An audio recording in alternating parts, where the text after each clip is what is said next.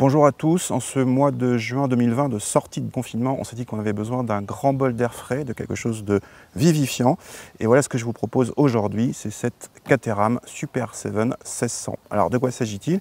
Il s'agit d'une édition spéciale qui veut surfer encore plus que les autres Caterham sur le look vintage. Alors pour ce faire, on a droit à une roue de secours sur l'arrière. On a droit à un pot inox, on a droit à des ailes allongées ici, alors que d'habitude sur les autres Caterham c'est un petit garde-boue. Il y a aussi des prises d'air sur l'autre côté du capot qui montrent des filtres à air à l'ancienne. Alors jadis ils auraient alimenté des carbus double corps, mais là bien sûr en 2020 ils alimentent des injecteurs.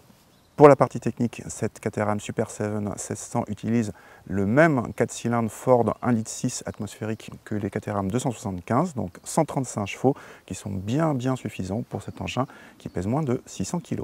L'habitacle joue également la carte du vintage avec des compteurs à l'ancienne, cerclés de chrome et une sellerie cuir de série.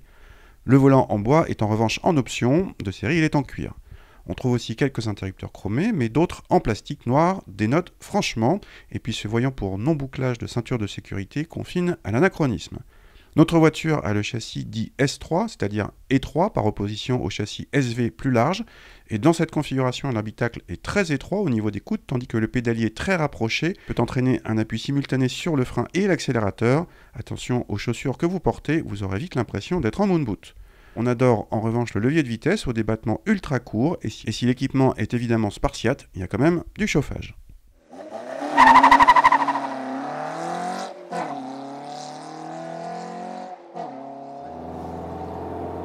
Bon alors comme d'habitude, je vous fais partager la sonorité de cet engin et il y a beaucoup de bruit.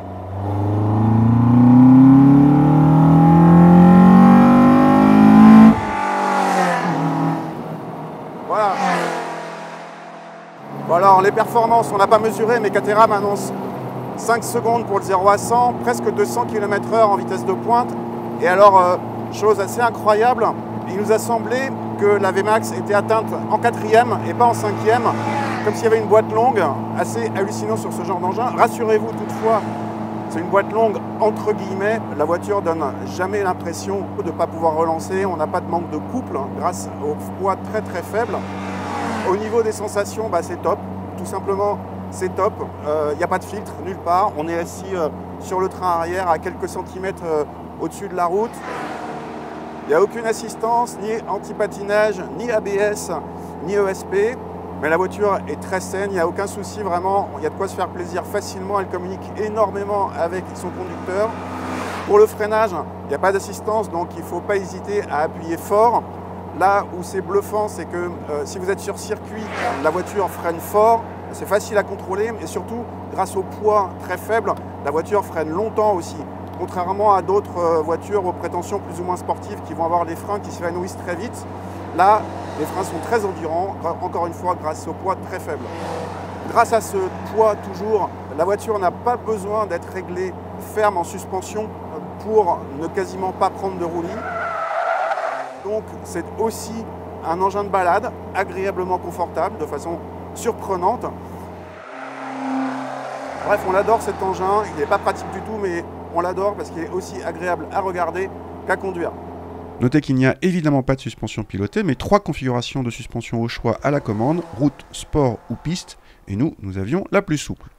Un autobloquant est également disponible en option à 1 545 €, ce qui nous amène au prix. Notre engin hors option coûte 46 000 €, soit 8 000 € de plus que la Caterham 275 de base. C'est cher pour un peu de look en plus sans prestations techniques supplémentaires, mais de toute façon un tel engin ne constitue évidemment pas un achat rationnel vu l'absence d'équipement et d'aspect pratique. Si vous en avez les moyens, vous aurez un plaisir de conduite assez unique et vous n'en croiserez pas beaucoup d'autres sur la route.